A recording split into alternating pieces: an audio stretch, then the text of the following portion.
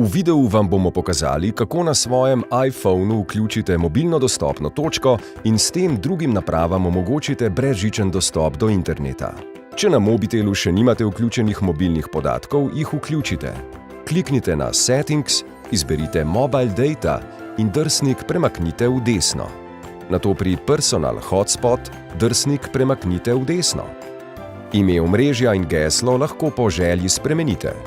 Ko je mobilna dostopna točka vključena, lahko prek nje brezžično povežete z internetom katerokoli napravo, recimo prenosni računalnik. Nato na prenosnem računalniku poiščite želeno omrežje. V našem primeru izberite Moj mobitel. Vnesite geslo, ki ga najdete na mobitelu ob kliku na Personal Hotspot in potrdite. Ko se na prenosnem računalniku pri omrežju Moj mobitel izpiše, da je povezano, ste povezani z internetom. Število povezanih naprav lahko preverite na mobitelu v nastavitvah za Personal Hotspot. Za konec samo še opozorilo. Prenos podatkov se pri tem črpa iz količin vašega mobilnega paketa.